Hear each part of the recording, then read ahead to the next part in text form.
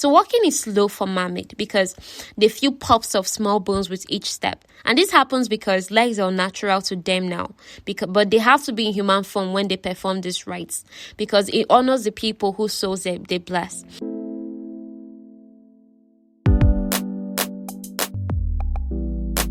Hello, Novels and Bits listener. It's been 2 weeks and I'm so excited that I get to release a new episode. Honestly, I'm really glad I took these 2 weeks off. I feel it ran, actually. It really ran. Oh my God. And I can't believe that I'm already back. But I am just so excited about the story I have to share today.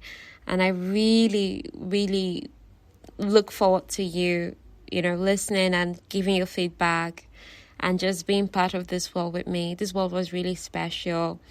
And that's it. So if you're a first-time listener, please follow this podcast, subscribe to it, rate, review wherever you're listening, tell someone about it. That's really how you help us grow and help me keep showing up like this every week. We already said I show up 5 weeks at a stretch with 10 episodes. Then I go off for 2 weeks to rest and rejuvenate. Then I come back. And the reason I do this is it's only me reading. It's only me writing the script. It's only me doing everything. And this is something I recommend that if you have a business, find a way to breathe before you just come back right into the business so that you don't face burnout. Okay, so today's story is Skin of the Sea by Natasha Bowen. I was quite excited about 3 authors. There was Namina Fona, there was Jordan Ifueko, and then there's Natasha Bowen. I discovered all 3 of them around the same time, and I read all their books. Natasha Bowen was the last that I read her book. I'm going to still gist you that 2 authors' story, but today's story is Skin of the Sea, Natasha Bowen. Recently, Little Mermaid just came out, and this is also a story about a mermaid, Mami Wata, an African Yoruba mermaid, and it's so good. So we're going to go into it together, yeah? So let's go. Simidele's world was a sea. Our main girl, her name is Simidele. I'm probably not pronouncing it right. It's a Yoruba name. So this book is set in the 15th century, and that was the time where Oyibo ships used to come to Africa to collect slaves. Whether they stole them from their lands or they were traded to them as spoils of war or as trade by barter. You know how some villagers will sell their fellow villagers to the Oyibo in exchange of spices, gold, and other items. Or whether it's that the people were taken, that they were actually stolen from the people, from their villages and treated so cruelly and poorly. Shall just know that Oyibo people, white people, it's called Oyibo in the book. They'll collect slaves from our land and they will take them back. They'll take them on ships back to their own land. So on the journey, normally now, some people would die while sailing to the white man's land and their lifeless bodies would be dropped into the sea. So it was that cruel. So usually, whenever these bodies are dropped into the sea, these bodies are bloodied. And guess what? Bloodied bodies attract sharks, because it's the sea. But the Mami Wata, they have the ability to keep off the sharks from feeding on the body. It's only for a few minutes that the order can stay. You understand? But while it stays, they'll take the opportunity to reach the bodies, to actually hold onto the body that experiences hard death. So what they do is the essence of the soul of the body, that's the soul of that person, will float out in the form of a swirl of gold from their chest. It will grow brighter and brighter as it comes out of the body, like a bright golden light. And then Mami Wata will now pray a prayer over this body, over that soul, and then the soul of that person will now enter into the Mami Wata's necklace. They get so, and what the Mami Wata is praying for is that the person's journey back to Olodumare, that is God in Yoruba, can be filled with ease and peace. So as Mami Wata is doing this, who this dead person was in life flashes before their eyes. So they're trying to bless the soul, wish them good journey and all of that. But as they're doing this person's life, who this person was when they were alive, it flashes before their eyes. They're able to see the person's childhood, the time this person met and fell in love with their spouse, their simple farming life, their family life, and so much more. They feel what these people felt at every point in their lives, the joy, the gratitude, the tingling feeling of love, the hope. So the Mami Wata now courses the swirl of gold as the soul of the dead human body to the sapphire of her necklace. All the Mami Watas, there are only about 7 of them. They have this sapphire that sapphire in their necklace. So the stone absorbs the soul. And then Mami Wata will now release the body with tears in her eyes. So these 7 Mami Wata, they gather the souls of those who pass in the sea so that they can honor and bless their journey back to Olodumare. It's a noble task, but as you can already see from what I've told you, it's also a really sad and heavy task. So for Simidele, it's been 3 months since she's been remade into a mermaid, like into a Mami Wata, but she hadn't let go of her life, her former life as a human being. Whenever she's done collecting souls, normally she and the other Mami Watas, they're supposed to go to Yemoja's island on the 7th day and summon her. Yemoja is like the mother of all the waters. We'll see her background soon. So together they will pray for the soul, like the mermaid, whoever the mermaid is that collected a particular soul would pray for the soul together with Yemoja on the 7th day, and then they'll release the soul to Olodumare. However, Simi likes to go to Yemoja's island for going sake. She just likes to exchange her tail for legs on land, and then she'll try to remember how her life was when she was human. The other 6 mermaids don't do this, only her. The others have faith and joy in their task. Simidele claimed that she did though, but then there was a hunger in her that wasn't satisfied, like, is this all my life is? This sea? Do you understand that kind of thing? And the fact that she has amnesia in terms of is deliberate, as per when she was formed into a mermaid, her former life, she forgot it so that she can be able to focus on this new life. But at the same time, it comes back in flashes, and then she'll now want to see more and want to hunger more of, okay, if I didn't have this life, what other life could I have had? Do you understand that kind of thing? So whenever Simidele swam to the beach, like Yemoja's island now, the beach, when she puts herself across the shallows and she would lie on the sand and she's allowing the sun to dry her, 2 legs would split from the curve of her tail, and then she would exchange the gold and dusky pink scales, like her scales are gold and dusty pink, and to replace those scales, what will form inside is a long wrapper that will tuck around her small body. So apparently she's not a very tall person. Let's say she's about average height or thereabouts. So she has a small body. Then small feet will complete her human form. And obviously she's dark brown now. She's Yoruba, the color of the rest of her skin. Then she'll now close her eyes. She'll let herself dream of when she was human. In the sea, she can't dream of when she's human. She can't even sleep in the sea. They understand. So she remembers she lived in a city that started with the Alafin's palace. So that means Alafin's palace is normally in the capital of the city. And at night, at the 7th gate, her mother would stand in a wrapper of midnight blue with stars picked out in silver and gold that had repeating patterns. Like the silver and gold forms repeating patterns on the wrapper. It's always sparkling. Her mother was the principal storyteller, and she wore that outfit, that midnight blue wrapper now, whenever she wanted to speak about the creator, Olodumare. The fabric is meant to remind people of when the world was made. So Simi just had this dream, like a flash of her, her life before she became a mermaid. Because a long dream, she now woke up on the 7th day from the dream. She was glad to remember details about her mother, like her mother's smile, her mother's dimples. She hoped that the sea would not take away these particular memories from her, like it used to take away her other memories. So since it's the 7th day, and that's the day that Yemoja can be summoned, Simi now performed the rites that would summon her. So the rites involve collecting flower blooms of white and blue. White and blue are Yemoja's colors. Apparently, different gods have their own ways of how you can summon them, or rather Orisha. So each of the flowers has a splash of gold as its center and a sweet honey scent. So Simi selected 7 of those flowers and she walked back to the sea with them. So walking is slow for mermaid because they feel pops of small bones with each step. And this happens because legs are natural to them now. But they have to be in human form when they perform these rites, because it honors the people whose souls they bless. So once Simi got to the shallow water, like the beginning of the sea, she'll now release the flowers in them, and then she'll lift her head to the sky and pray, because Orishas can only be summoned with specific prayers and offerings. Unless they are called upon, they often stay hidden from human eyes, granting blessings when they see fit, governed only by Olodumare. Do you get? Like, all these things have rules. So her calling the Orisha in that way and all that is part of Oludumare's design. So Simi made the prayer to summon Yemoja 7 times. More like you say that same prayer. You say it 7 different times. More like, Hail Mary or something. Like you're trying to recite a prayer or something. The sea swelled and receded. Like after she had said the prayer that 7 times, now things will now start happening. The sea would swell. It will now recede. It will now draw back from the land as if the land is scalding it. And each time this thing happens, Simi's heart is to race. It's always racing anytime this kind of thing happens. And the entire scene is so theatrical. Because if you're watching like this in a movie right now, it's like special works, effects. You can only hear the sound of water and rocks. The day would darken, the sun will be blocked out. There's a ripple in the water. Then there will now be this ripple in the center of the water. And now start growing larger and larger because something big is about to come out. It's just scary and so, so dramatic. Then a golden crown appeared and then the Orisha came into full view. She was magnificent. She had thick shoulders and onyx skin. Believe me, I checked the pronunciation of that and I'm still not pronouncing it right. Onyx. Shy is supposed to be a color that is, I've even forgotten to say, but it's Onyxx.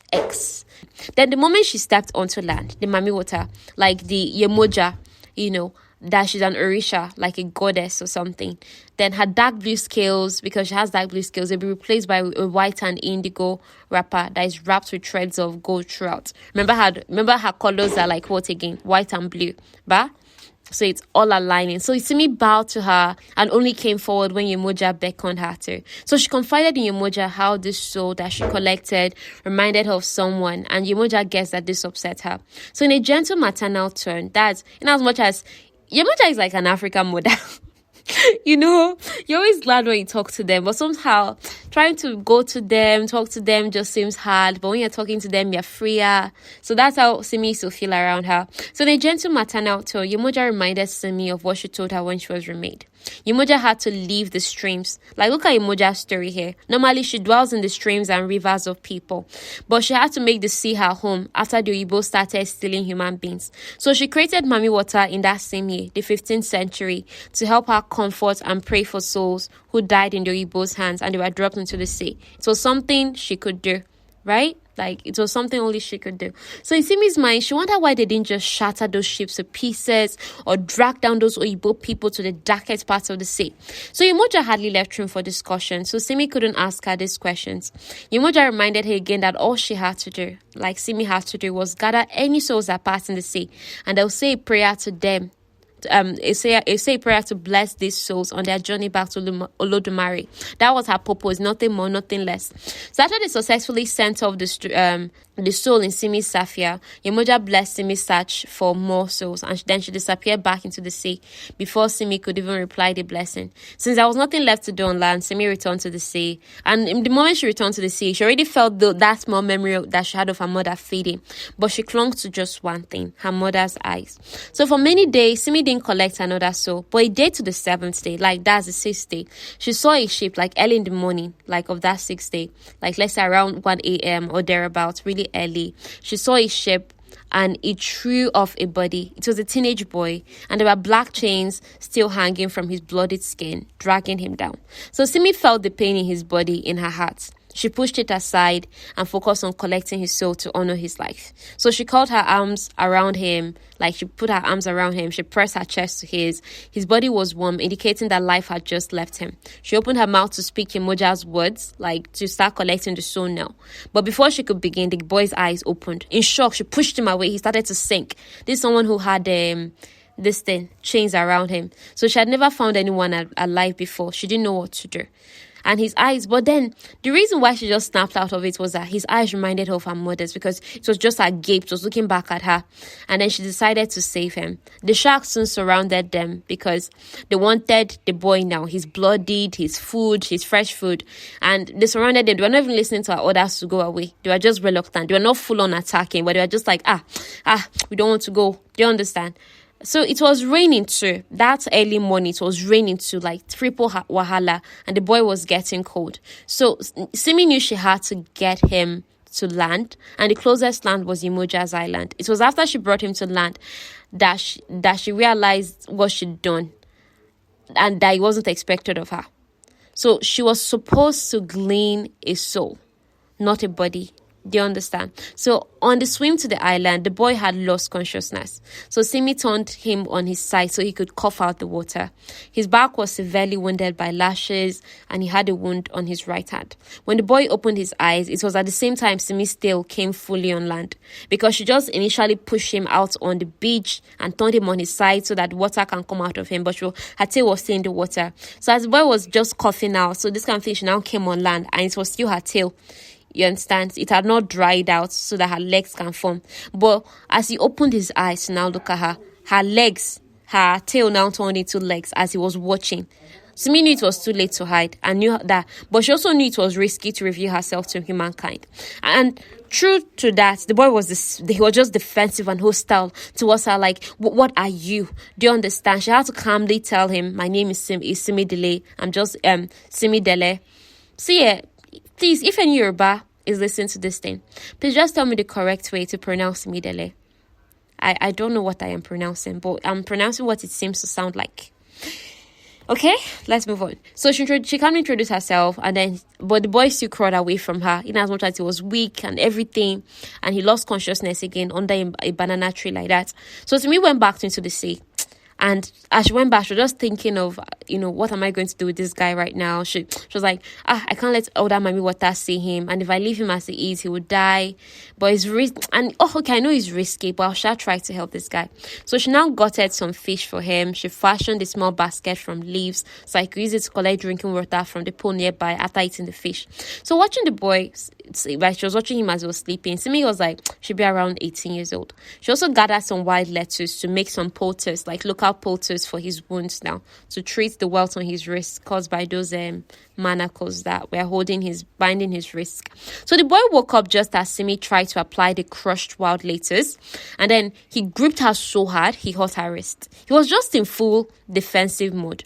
When he saw she was trying to help, he let her go. After some minutes, he apologized.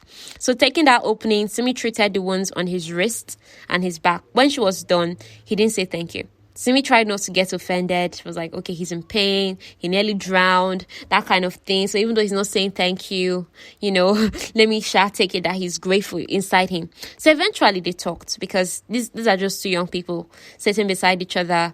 So he just had to talk to her. He was like, that he already knew about Yemoja. So that I do belong to Yemoja. It's like, maybe like, oh, I know Yemoja. She's the mother of all Orishas. That she's protective and fierce. And he also heard stories of how Yemoja created Mami Wata. He was thankful that Simi found him alive, but then he now asked for more of her help. He was like, can you take me to Yemoja? Dun dun dun. My heart paused here, because it's enough that I've already risked a lot to help you. You're not asking me to take you to Yemoja. Like, I'm sorry. My heart used to beat when I call Yemoja, and you're asking me to take you to her. Actually, I'm trying to hide you from her. You're trying to go to her. But he now begged her, like, please, please. A tear even fell out of his eye. And then his reason was that since Yemoja was a powerful Orisha, she could take pity on him and help him get back to his family. Simi was like, Jesus, can I do this thing? Can I do this thing? She was like, okay.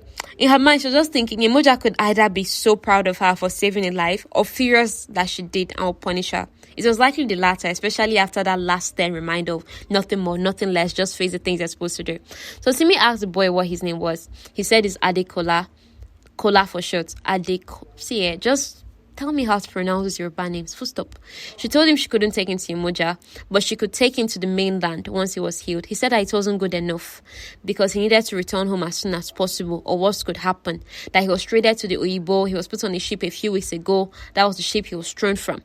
And so she was like, okay, I'm going to help you summon Yemoja, but you have to wait until the next day. Uncle said it's not good enough, that he cannot afford to wait.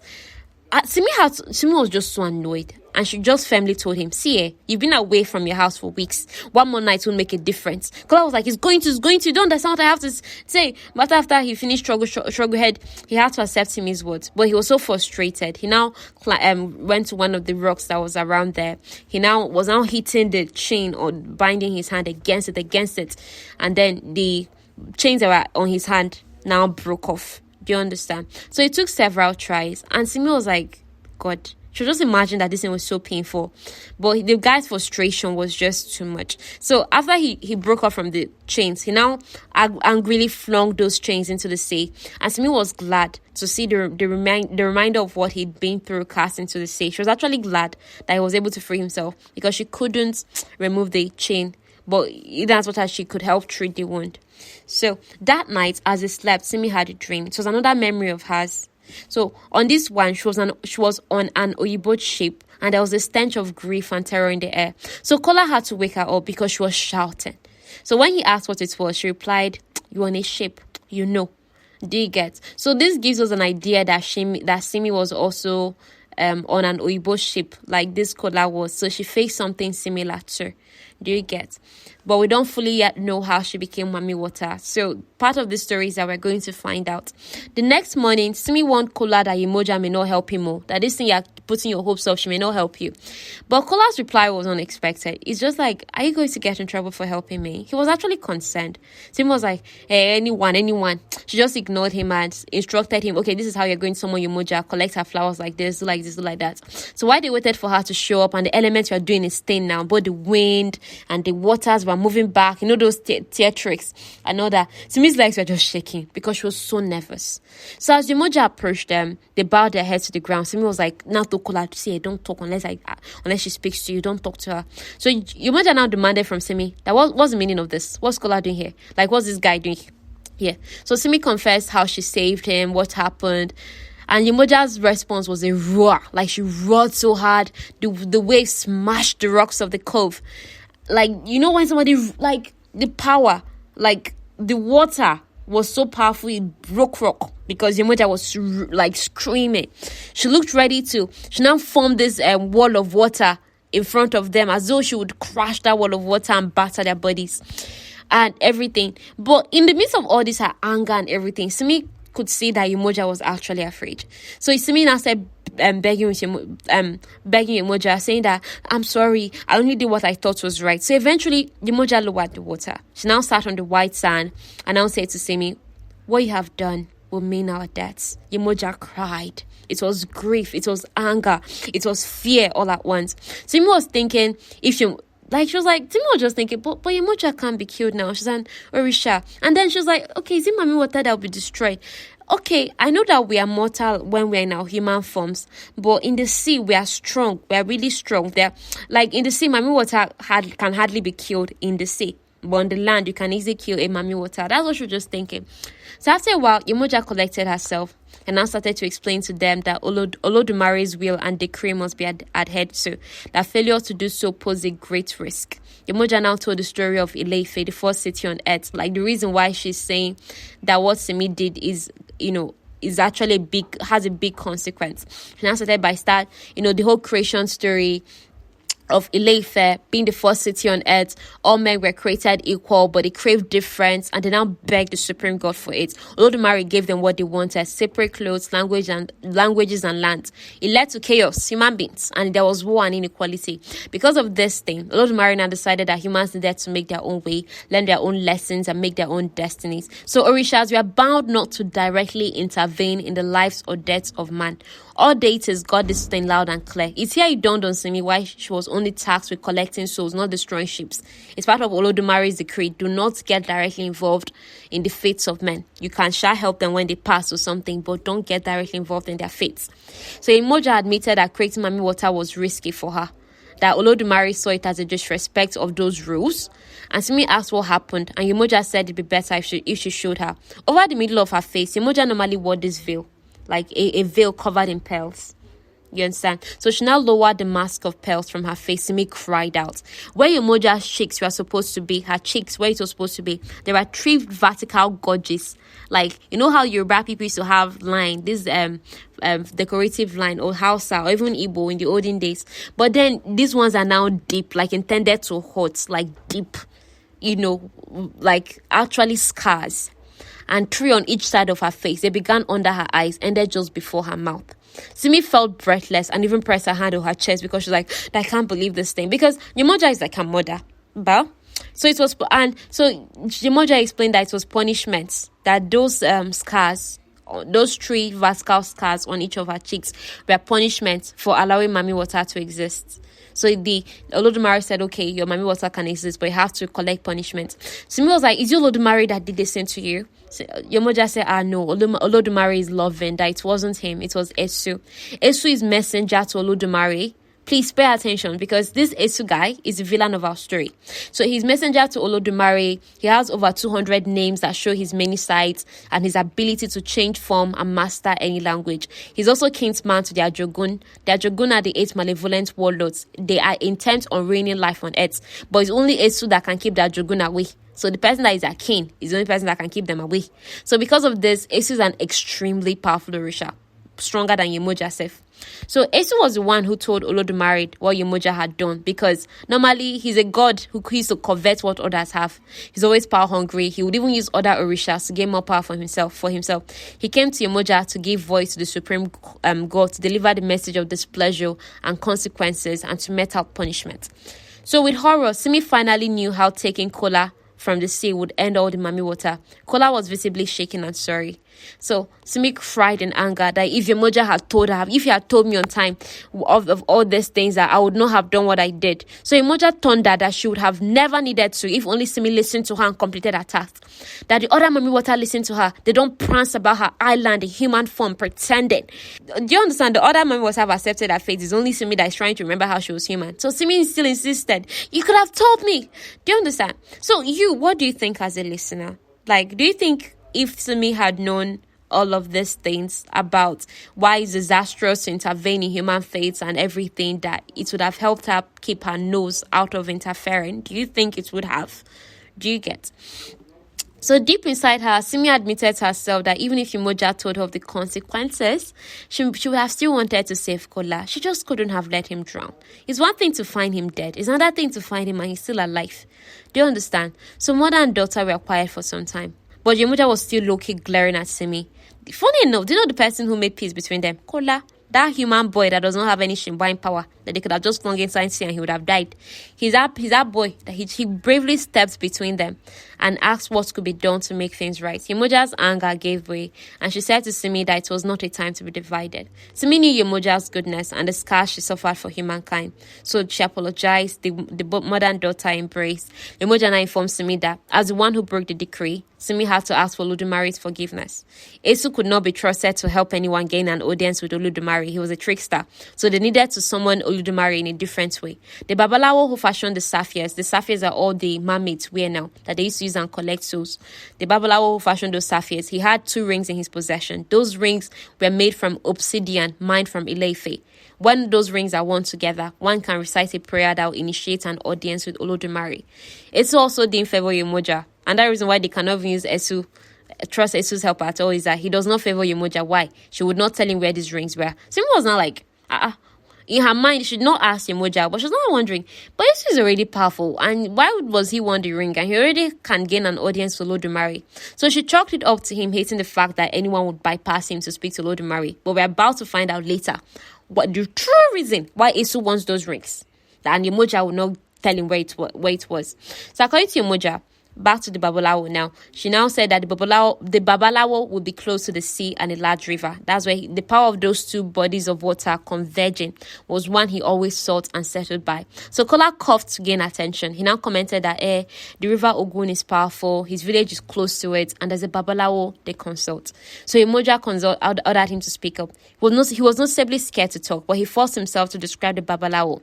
The Babalawo had images of Yemoja. Once she heard this, Yemoja knew that Kola was speaking the truth. She has the name of his village, but Kola didn't want to say, because it's like, if I tell you the name of this village now, you just ask Simidele to go on her own and you leave me behind. But he promised that, I promise, if she brings me along, I'll personally show her to the Babalawo's place. Simi was just so stunned at how brave Kola was. Like, how can you be making demands of an Orisha? Like, Yemoja is huge. She's not like normal human size. She's like twice, she's huge, she's big. And then she now has, her teeth looks like shark's teeth. Do you get? Kola is the person who Kola is trying to make bargains with. So Yemoja now asked him what statues or effigies of her, statues. Like, you can call it statues, you can call it effigies. What of those Like, describe my statues that this Babalawo has. So he now gave a detailed description of statues of her in the mountain streams, like the origin of Yemoja, how she was in the mountain streams. She gave birth to all the waters of the earth. Then her tears at the enslavement of people and her journey to follow those sold and taken across different seas. There were also with her 7 others that had tails and sapphires, like the one Simi wore. So convinced that these are the statues that Kola described to Yemoja that the Babalawo had. So convinced that Kola wasn't lying because those details are very unique. But Yemoja was like, Simi, you take this boy home and he'll take it to the Babalawo. So Simi never told him any of those things. So Yemoja was like, don't worry, I know you're not the one who told him. So Yemoja now taught Simi the prayer to summon Olodumare once she has the rings. She wants Simi to be wary of Esu, and she advised her to travel in human form to limit rumors and prevent harm that might want to come to her. So Esu didn't know yet what Simi had done. So, but Yemoja could feel it, like could feel that Esu didn't know yet, because Orishas are connected, much like Simi and her Mami Wata sisters. When a Mami Wata sister is close, Simi's necklace will start showing a light. But Orishas don't even need all those things. They can just feel, when another Orisha is close by. So, and the thing about Esu is that he mostly got information through prayers and messages of humankind. So you're wondering who will pray to him, Abi? People. He's still an Orisha, a powerful one. So people will still pray to him, trickster god or not. So for protection, Yemoja gifted Simi an emerald. It looks like a normal emerald. But then you can press it and a blade would come out. And then you can also put it back in. Just like this, our extended knife. See, you get what I'm saying, ba? And the special thing is that this knife can cut through almost anything. So the emerald place, you can hide the emerald. It's like small, but at the same time noticeable enough. So Simi could hide it between her braids. Yemoja just warned her sternly, beware of humans. And the thing now makes Simi remember one time when a fisherman saw her, like Simi, and then this fisherman's expressions went from disbelief to fear and then greed rapidly. Human beings. So even if it's only that memory, Simi knew that I have to hide from human beings. So the last thing Yemoja wants Simi to beware of is feeling too much. She can't love a human. It's forbidden. At this moment, Simi was even annoyed with Kola for using her to go home. And if it's not for this Kola stuff, I would not even be in this situation. She was already missing that her boring life that she was saying that she wanted more. So you can see human beings are being normally people. You're having a normal life. You want adventure came now. You're just annoyed. You're even saying, me feel too much. You don't even need to warn me about feeling too much. So I'm not going to feel too much. What's that? So Yemoja warned her that if she ever acted upon her feelings for a human being, her form as a mermaid will be revoked and she'll become nothing but foam upon the sea. This is the same way that apparently the original person who wrote Little Mermaid, Hans Christian Andersen or something, that guy, the original way he wrote The Little Mermaid is that she became a foam on the sea. But it's Disney that made it all happy ending. Apparently those worlds are not supposed to mix. So are you excited and nervous about this journey that they're about to embark on? I am so nervous. So please join me on the next episode to find out what happens. And thank you so much for sticking with me to the end of this.